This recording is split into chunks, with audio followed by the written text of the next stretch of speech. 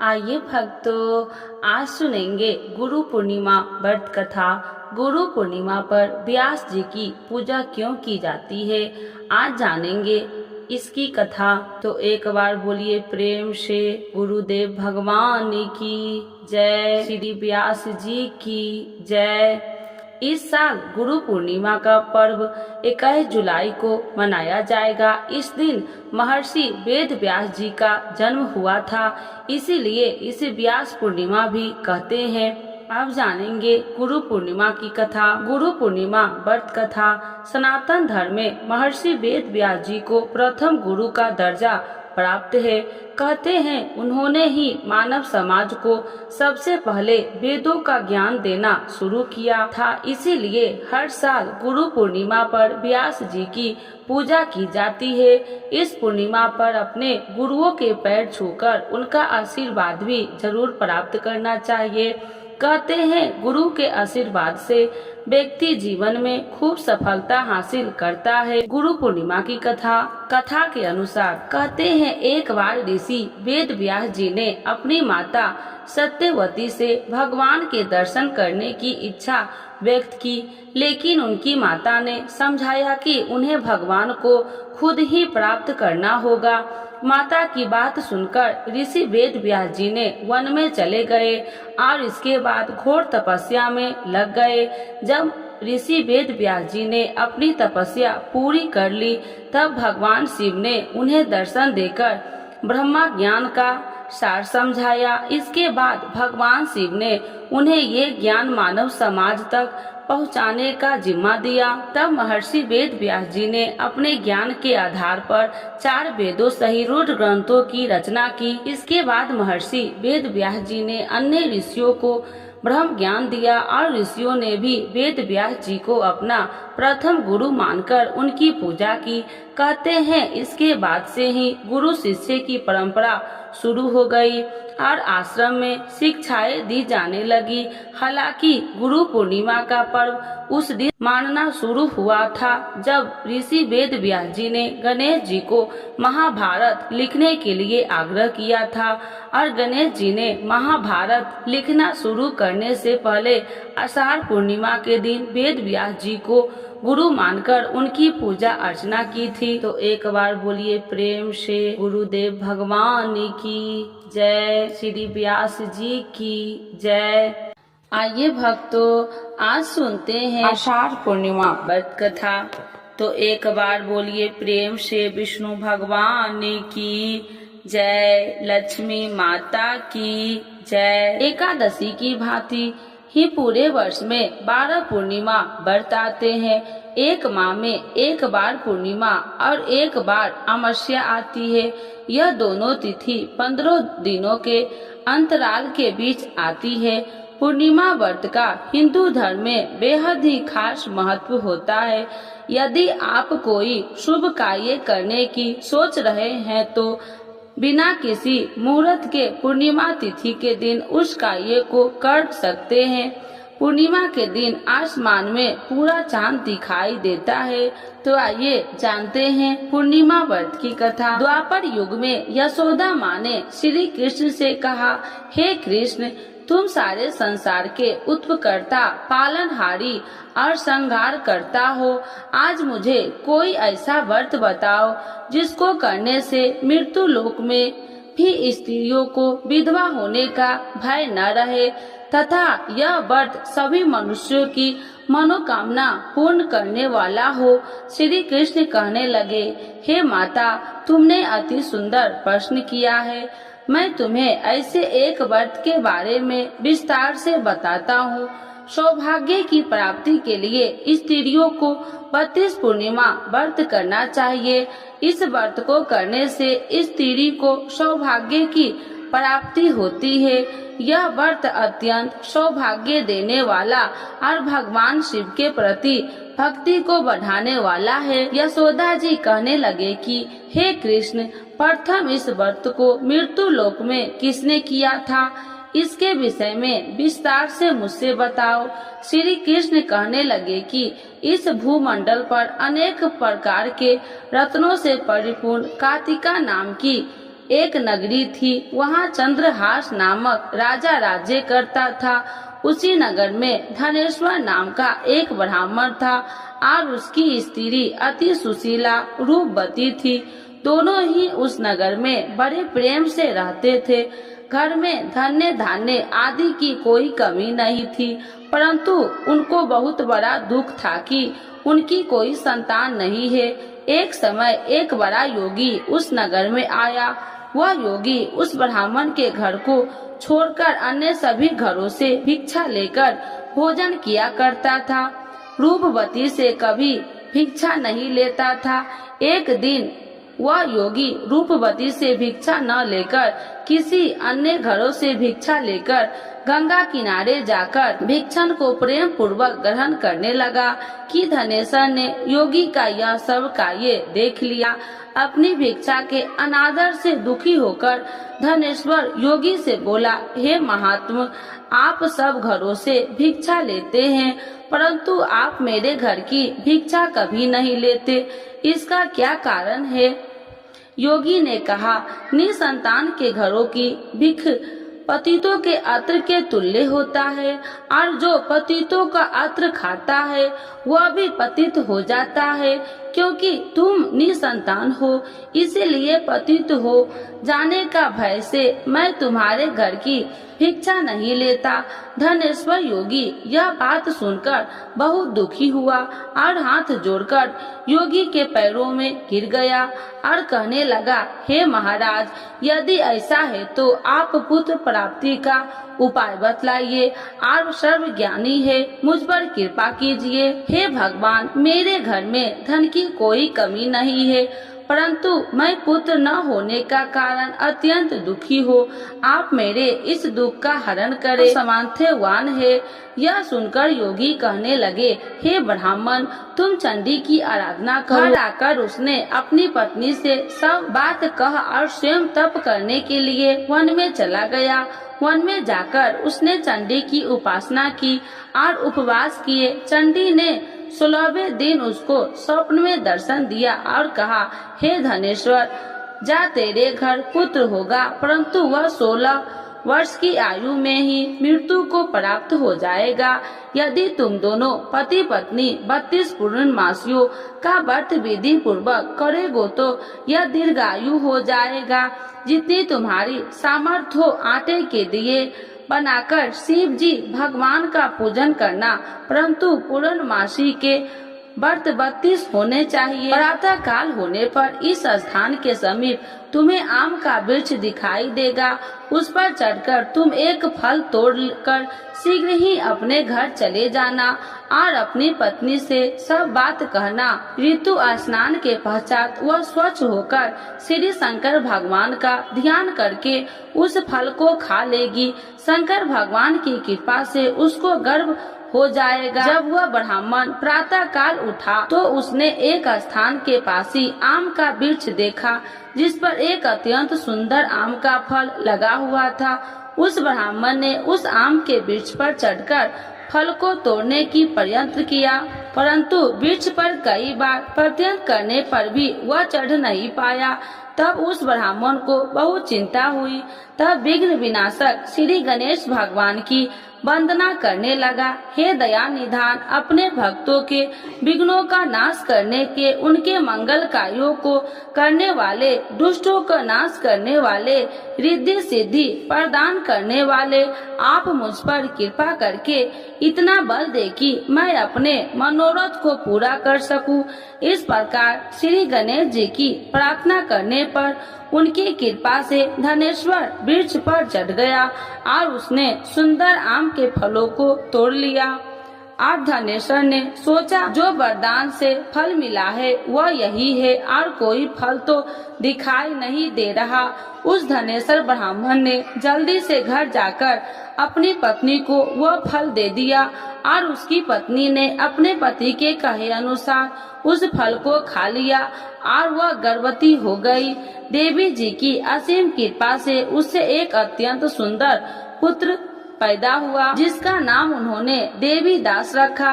माता पिता के हर्ष और शोक के साथ वह बालक शुक्ल पक्ष की चंद्रमा के भांति वह बालक अपने पिता के घर में बड़ा होने लगा। भवानी की कृपा से वह बालक बहुत ही सुंदर, सुशील, विद्या पढ़ने में बहुत ही निपुण हो गया।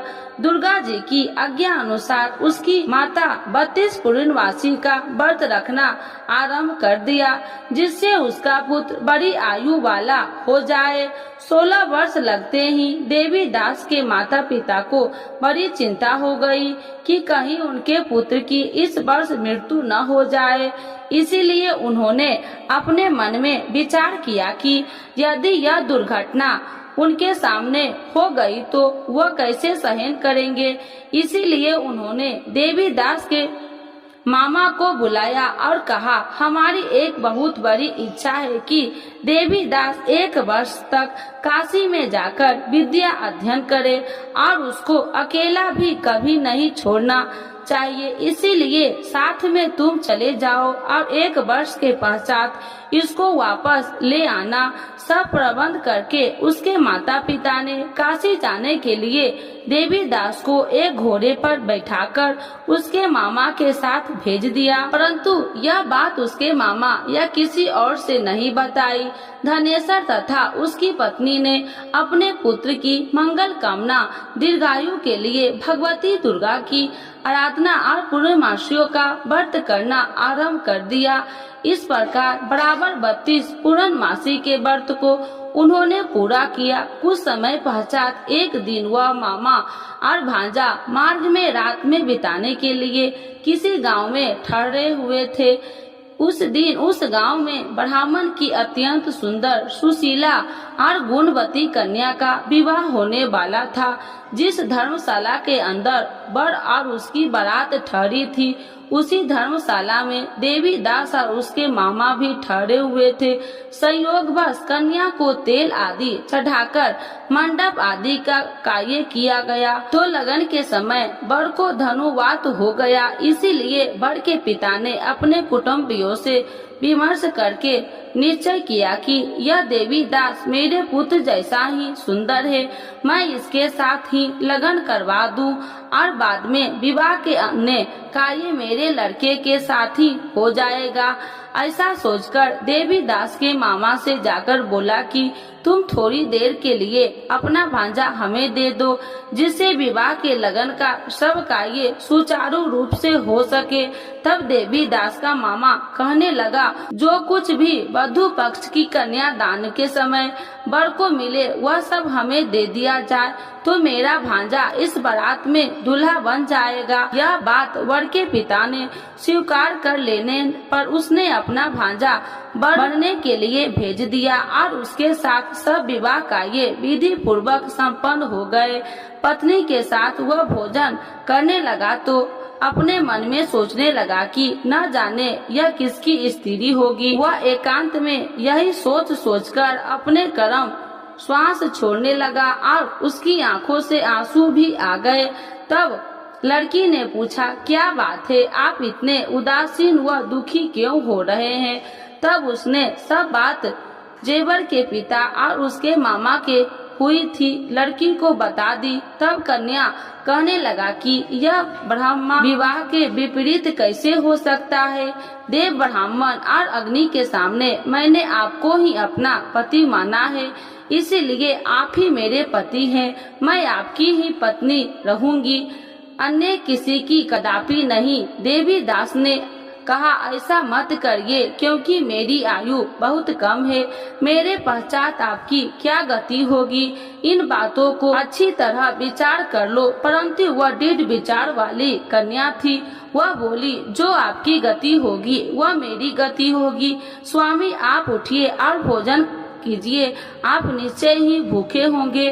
तब देवी दास और उसकी पत्नी ने भोजन किया तथा शेष रात्रि वह सोते रहे। प्रातः काल देवी दास ने अपनी पत्नी को 3 नागों से जड़ी हुई एक अंगूठी दे दी, एक रुमाल दिया और बोला, हे प्रिय, इसे लो और संकेत समझकर स्थिर चित हो जाओ। मेरा मरण और जीवन जानने के लिए एक पुष्ट वाटिका बना लो, उसमें सुगंधित वाली एक नववालिका लगाओ, उसको प्रतिदिन जल से सिंचा करो और आनंद के साथ खेलो कूदो और उत्सव मनाओ। जिस दिन मेरा मृत्यु होगा यह फूल सूख जाएगा और जब वह फिर से हरे हो जाएंगे तो समझ लेना मैं जीवित हूँ। यह बात निश्चय करके समझ लेना, उसने कोई भी संशय नहीं है। इतना कहकर देवीदास वहाँ से चला गया।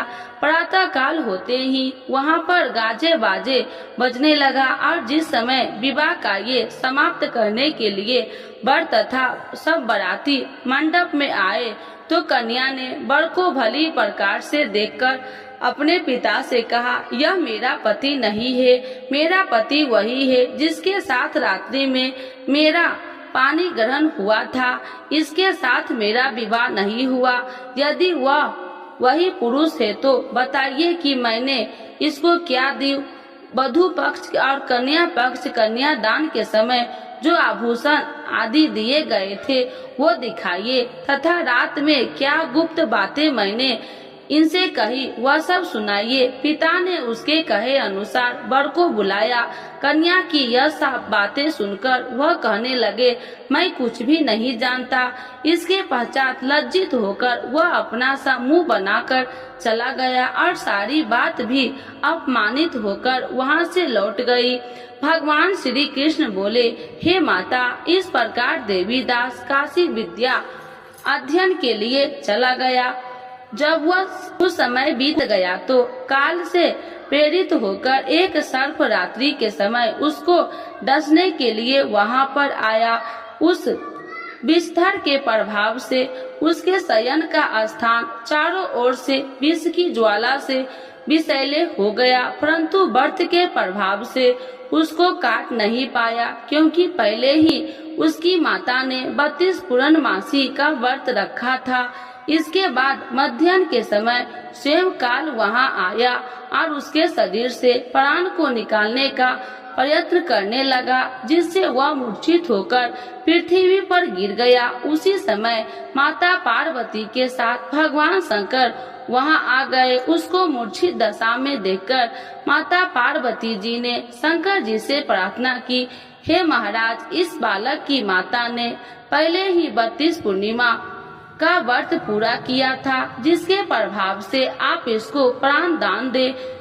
भवानी के कहने पर भक्त वत्सल भगवान शिव जी ने उसको प्राण दान दे दिया। इस व्रत के प्रभाव से काल को भी पीछे हटना पड़ा और देवीदास स्वयं होकर बैठ गया। उधर उसकी पत्नी उसके काल की परीक्षा किया करती थी।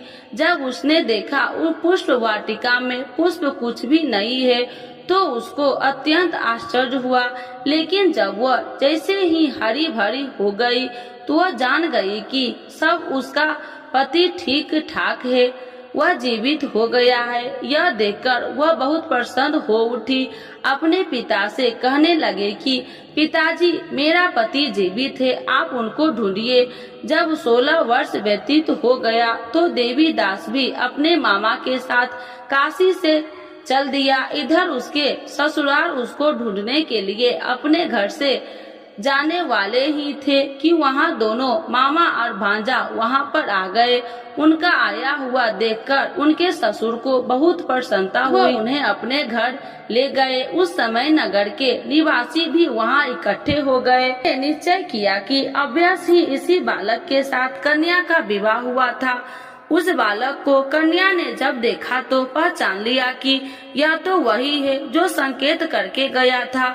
तब उपरांत सब कहने लगे कि भला हुआ यह आ गया है, और सब नगरवासी ने आनंद मनाया।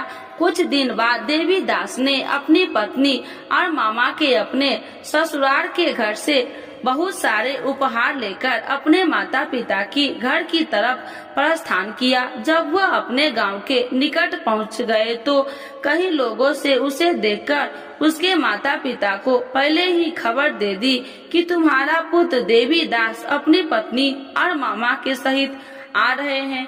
ऐसा समाचार सुनकर माता पिता को विश्वास नहीं हुआ, परंतु जब और लोगों ने भी आकर यही बात उनसे बताई तो उनको बड़ा आश्चर्य हुआ। लेकिन थोड़ी देर में देवीदास ने आकर अपने माता पिता के चरणों में अपना सर रखकर प्रणाम किया और उसकी अपनी पत्नी ने अपने सास ससुर के चरणों को स्पर्श किया तो माता पिता ने अपने पुत्र और पुत्र वधू को हृदय से लगा लिया और दोनों की आंखों में प्रेम अश्रु बह चले।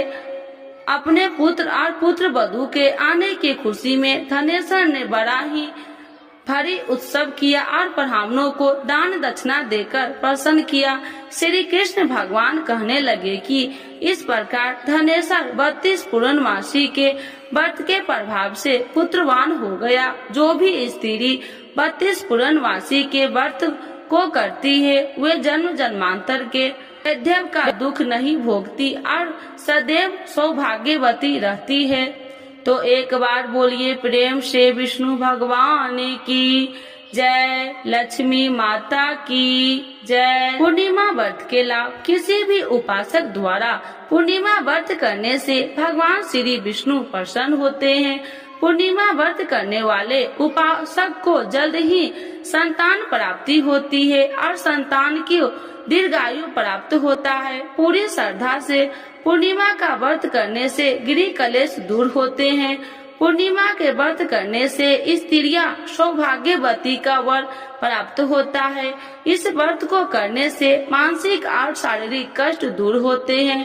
पूर्णिमा का व्रत करने से मनुष्य की सभी प्रकार की मनोकामना पूरी होती है। जो भी उपासक पूर्णिमा का व्रत रखता है उस पर भगवान विष्णु और चंद्रमा की विशेष कृपा सदैव बनी रहती है।